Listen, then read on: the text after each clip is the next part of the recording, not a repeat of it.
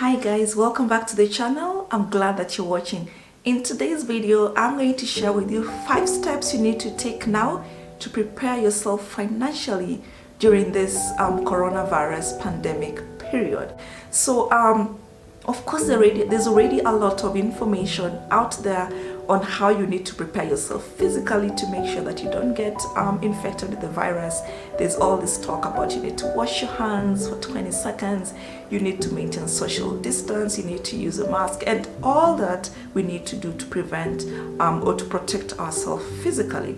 But there's hardly any information out there on what we need to do to prepare ourselves or to protect ourselves financially, especially during these tough times. And sure, there's lots of people who probably have lost their jobs or have lost their businesses, and my heart goes out to you. I pray that you may get a breakthrough during these tough times. And if you're fortunate to still have a job and your business is still running, remember to give gratitude every day for this miracle, for this blessing that we should not take for granted. Yeah. So without much further ado, I'm gonna delve straight into the 5 steps you need to take right now to prepare yourself financially. So step number 1 is to avoid unnecessary panic buying. Hear me out. So obviously, with rumors that have been on the streets that there's an impending lockdown, and now that already movement is already restricted in different counties like Nairobi, Kitui, Kwale, and the like, there's a lot of uncertainty, there's a lot of anxiety, and people are just panicking and just buying stuff that sometimes they will not need. My advice to you is to just avoid buying too much. Buy what you effectively will need to use, like for 2 weeks or 3 weeks at a time. Yeah, for instance, I'm just trying, so as much as I cannot dictate, and it's not even in my space to decide how you use your money, but I'm still trying to wrap my head around what somebody would need 57 bottles of Dettol for.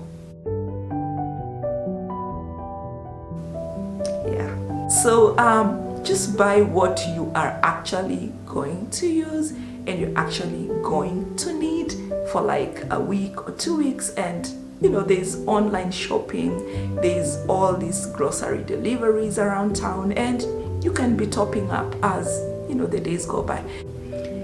Anyway, step number 2 that you need to take immediately to prepare yourself financially during this period is to boost your emergency fund, or if you don't have one, to start. So our so-called experts, economists, say that your safest bet to prepare for a financial emergency is to have at least 4 months of your total monthly expenses saved up in a place that you can easily access. Yeah, so we are talking of having, so let's say my monthly expenses is 20,000. So I need at any point in my life to have at least 80,000 shillings saved up somewhere as an emergency fund in case, let's say I lose my job, or my business goes under, or I become sick or incapacitated and I'm unable to work. So that's what the experts say. And if for any reason you have not started an emergency fund and you're fortunate to still have a job or your business is running, my advice to you is to start today. And there are different ways that can help you to effectively save for a rainy day. I personally like to use the M-Shwari lock account because it helps me to set a target and to be able to save daily little amounts, as little as 10 shillings, 20 shillings, 100 shillings. It really depends on you. And then after some time, like 3 to 4 months, I push the money to a savings account. So it's really up to you. You can choose what works best for you. And if you already have an emergency fund, this is the time to boost it up. People are losing their jobs left, right, center. And while I don't wish this on anyone, it could befall us, even the best of us. Like, there's so much going on, there's so much uncertainty, and the last thing any of us want to do is to be caught off guard. Yeah, so make sure that you have an emergency fund. If you don't have one and you're still fortunate to have a job, please start one today. Step number 3 to ensure that you prepare yourself financially for this period is to cut down expenses. Yeah, so as much as we are already staying at home, most people are staying at home, and there's already so much going on, there are still areas that you can be able to cut down your expenses on. For you to be able to effectively know where to cut expenses, you need to know where you're spending your money. My preferred method for tackling this issue is every time, like at the beginning of every month, I list all my projected expenditures, sort of like what you call a budget. And then every time I spend any portion of my money, I record it. Every time I spend, I record it. Prepare a simple spreadsheet or get a simple notebook. Write down everything that you're currently spending your money on, and then break your expenditure into needs and wants. A need is something that you cannot do without, like food. A want is something that just makes you happy. So, preparing my breakfast at home could be a need. Ordering takeout from Art Cafe could be a want. So just ask yourself, like, do I really need to take out, or that is it take in or take out? Or I could actually save money by preparing my meals at home. So there are all those areas that you could be able to save from. Anyway, I'm really like pushing it, but you catch the drift. Yeah, find out areas where you're currently spending on, and you could effectively cut down your expenditure on, and then whatever money that you're able to save up, you can push it to your emergency fund that we already talked about. Yeah, step number 3 that you need to take to prepare yourself financially for this period, especially if you still have a job or you still have your business earning, is to create additional income streams. Again, the so-called experts say that to effectively prepare yourself for an emergency, everyone needs at least 7 alternative income streams. Yes, that's what they say. And I don't know why they choose 7, because maybe 7 is a perfect number. The more the merrier. If you can have 15, more power to you. But basically what we are saying is have additional alternative income streams. And right now might not be ideal time to start a business, but there's so many other things that people can do. Yeah, and this is a time, for instance, if you've been thinking of starting that YouTube channel, you've been thinking of starting your blog, you've been thinking of starting your Instagram page, whatever kind of business you've been thinking, this is probably the time for you to start laying the foundations and just do it. You never know. And my advice for you is whatever income stream that you choose to go for, make sure they are as diversified as possible. Yeah, because for example, can you imagine if today all my 7 income streams were in the tourism sector? Like really, like it's really, because we know what is happening in the tourist sector, we know what's happening in the travel industry, and that's why my advice is try to be as diverse as possible. Get an agribusiness, get an online business, get rental income if you can afford it. Like try to really diversify your sources, right? Step number 4 to help you stay financially prepared during this period is to look out for any government assistance programs. So while our government has not done too much, they have tried, as much as is possible to support different groups. So for example, there's money that has been given for musicians and entertainers. If you are one of those, find out the steps, like with the Music Copyright Society of Kenya, how to make sure that you get your 5,000 every month. There's different monies for the old people, the vulnerable, the orphans. There's different monies here and there that the government is giving. There's different food donations.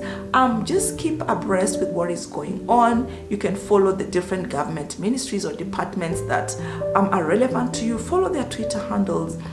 Go to their websites. Check them pages. Talk to people, and again, make sure you don't get scammed. There's people who like to take advantage of other people, and I know, for example, when the government is going to give you an assistance, they will not need you to pay anything. So let's also try to be a little street smart during this period so we don't fall into such kind of things.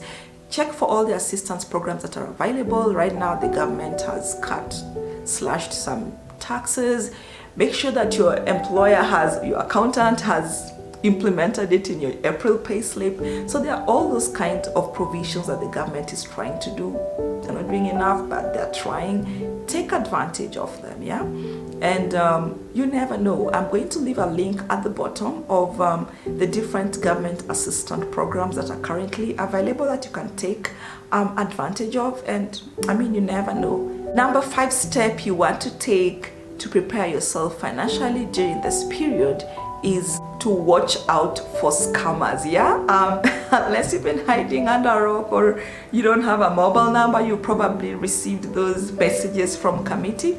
But guess what? They just grew up a notch. It's like when Corona came, they upped their game and they have not stopped an inch. These people conning people left, right, center. The scammers are busier today than they've ever been.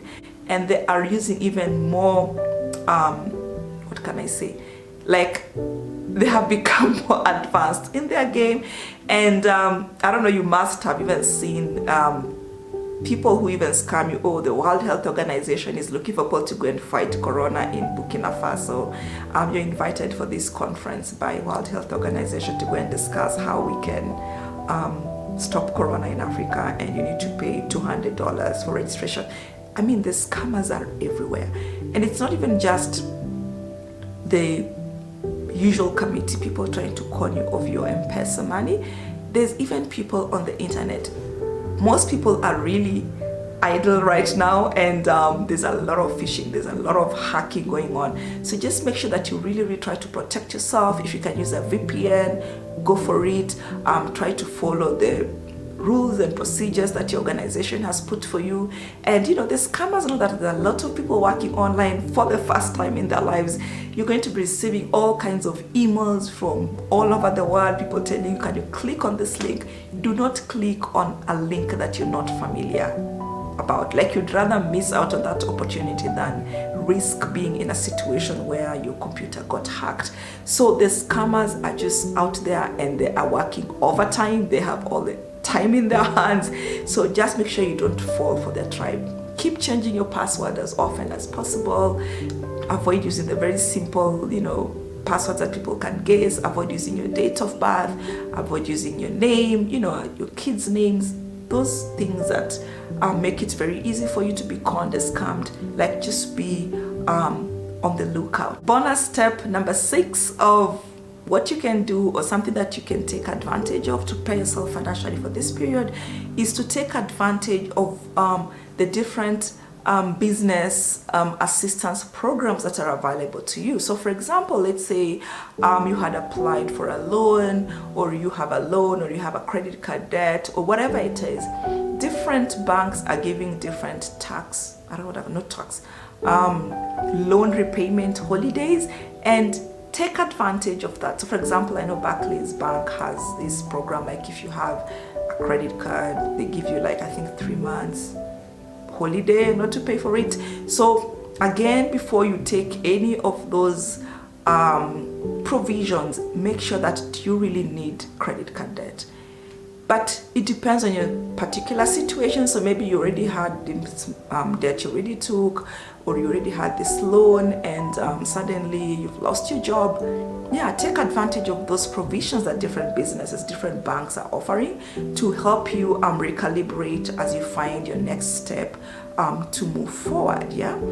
Well, that's it for today in terms of preparing financially. Preparing yourself financially so you're not caught flat-footed during this pandemic period. Let me know if I missed out on any tip that would be important. And I hope this short video was helpful to you. You learned something. If you did, if you liked the video, remember to give it a thumbs up. And if you'd like to continue this conversation, let's talk in the comments below. Remember to hit the notification bell so that when I shoot other videos, you're going to be the first one to know. Thank you for staying up to the very end, and I look forward to meeting you in the next video. Bye bye. Stay safe. Stay home.